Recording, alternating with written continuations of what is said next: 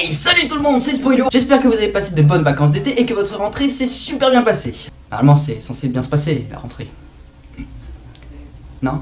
Aujourd'hui nous allons voir deux films qui parlent tous les deux de zombies. Nous allons donc voir World War Z qui est sorti il y a un petit moment déjà, et nous allons voir Le Dernier Train pour Busan qui est un film sud-coréen et qui apparemment est un peu mieux que World War Z. Nous allons voir ça tout de suite. Il faut d'abord dire dans un premier temps que les zombies ont assez évolué dans le milieu du cinéma. Dans les anciens films de zombies, les zombies marchaient lentement, alors que maintenant ils sont beaucoup plus agressifs et ils courent. Et c'est ça au niveau de la mise en scène qui joue énormément, puisque le suspense est encore plus prenant et que les réalisateurs peuvent alors jouer d'autant plus sur la peur que peuvent ressentir les personnages quand ils sont poursuivis par des zombies. Quand on regarde les nombreux films, notamment des séries comme par exemple la série Walking Dead, les zombies sont plus mous, ils ne sont pas du tout agressifs et ils ne courent pratiquement jamais. 2 hours later.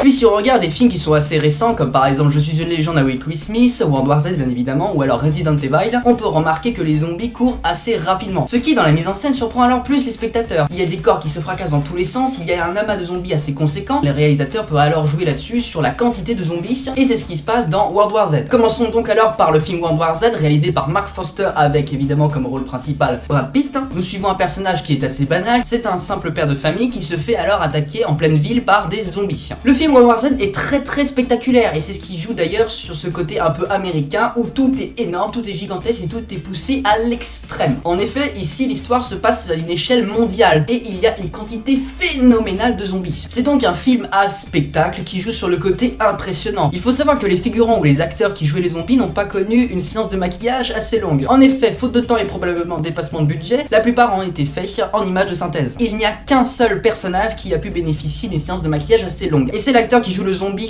face à Brad Pitt quand il est enfermé dans le laboratoire. Ce film est un film à star system. En effet, on suit tout le long du film qu'un seul personnage qui est Brad Pitt. Brad Pitt joue ici un père de famille qui est assez cool, qui s'en sort même dans les pires situations. Il a le contrôle sur tout, il n'a pas peur, on a presque l'impression qu'il ne ressent aucune émotion.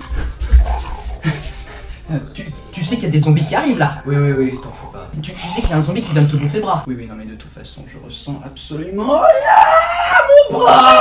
Finalement, on peut dire que dans ce film, il y a peu d'émotions, le suspense est certes assez prenant, pratiquement tous les personnages s'en sortent, il y a ce côté avec le père qui va régler tous les problèmes, et la mère et les enfants qui restent dans un coin, totalement protégés du monde extérieur. Parlons maintenant du Dernier Train pour Busan. Bon, peu importe. Du Dernier Train pour Busan, réalisé par Sang Ho-yeon, avec comme acteurs Jung Yo-mi, Ma Dong-seok, Kim Soo-han. Des noms bien coréens. En même temps, c'est un film sud-coréen. C'est sûr, ils vont pas s'appeler Jean-Charles, Gertrude. Le réalisateur, Sang Ho-yeon, est un réalisateur de films d'animation. Et c'est son tout premier film avec de vrais acteurs et une vraie caméra. Le film Le Dernier Train pour Busan est la suite d'un de ces films d'animation appelé Seoul Station, qui est le préquel de ce film. Comme l'annonce le titre, l'histoire se passe dans un train. Et c'est le dernier train pour Busan. Merci beaucoup. On n'avait pas compris. Par rapport à World War Z, le film est plutôt à l'échelle du pays. Les acteurs se retrouvent donc dans un train qui est en direction de Busan. Pendant leur voyage, ils apprennent que la Corée du Sud est attaquée par des zombies. Ils décident donc de se rendre à Busan, qui apparemment est la seule ville qui a réussi à se protéger avant l'invasion des zombies. Le film au niveau de la mise en scène est très intéressant. Le réalisateur a décidé d'utiliser le système du train, un peu comme le film Snowpiercer, où les personnages n'ont pas d'issue possible. Ils doivent passer de wagon en wagon dans le train. Ils auraient d'ailleurs pu passer par l'extérieur. Mais bon, le réalisateur a donc choisi une mise en scène basée sur l'enfermement, un espace ayant peu de place et en perpétuel mouvement. Un train. C'est un peu logique. En même temps, on va pas faire un film de zombies dans une voiture, ou dans un camion, ou dans un bus. Au niveau des effets spéciaux, contrairement à World War Z, tous les acteurs ont été maquillés. Il n'y a absolument pas de numérique, sauf pour les amas de zombies qui sont un peu comme dans World War Z. Mais ce côté amas de zombies est moins prononcé dans le film Le Dernier Train pour Busan que dans World War Z, qui joue alors totalement là-dessus. Le Dernier Train pour Busan joue plus sur les émotions, avec des personnages qui se sacrifient pour sauver les autres. Les acteurs sud-coréens ont un jeu basé continuellement sur les émotions. On suit quand même un personnage principal, mais il y a des histoires qui se croisent. On rencontre d'autres personnages dans le train. Il n'y a donc pas un seul héros, il y a un personnage principal, mais il y a plusieurs héros. Le film est presque plus sympa, plus gentil, plus agréable à regarder que dans World War Z, où on voit un héros qui défonce du zombie, qui s'en sort dans tous les cas, qui connaît absolument tout. Le film Le Dernier Train pour Busan est assez gore, il y a beaucoup de sang, les vitres sont couvertes de sang, et d'ailleurs quand on regarde le film, on pourrait presque comparer ça à une pub de la SNCF. On comprend mieux pourquoi ils sont tout le temps en retard.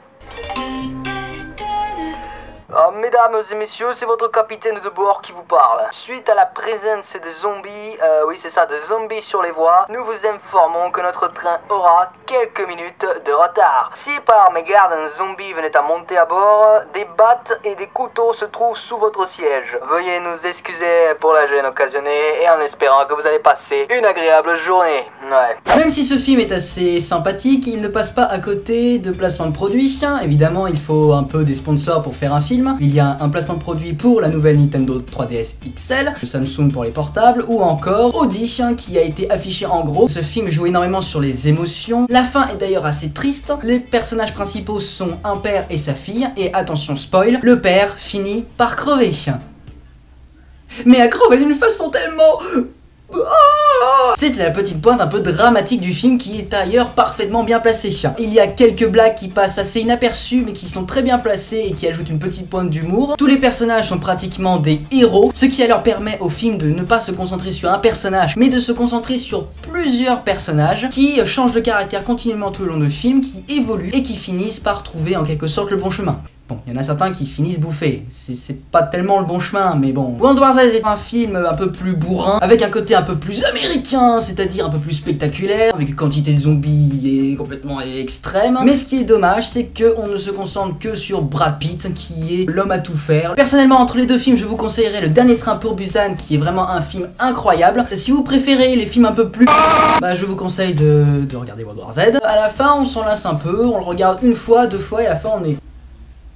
ouais. Et voilà les gens, la vidéo touche à sa fin. J'espère qu'elle vous aura plu. Si c'est le cas, n'hésitez pas à mettre un énorme, plutôt un gros j'aime. N'oubliez pas de commenter la vidéo afin que je sache un peu ce que vous avez pensé de ces deux films, si vous les avez vus ou pas. Je voudrais aussi remercier mes 97 abonnés qui me suivent toujours. Merci à vous. La chaîne va bientôt atteindre les 100 abonnés, c'est vraiment top. Dans tous les cas, je vous dis à très bientôt pour de prochaines vidéos. Allez, ciao!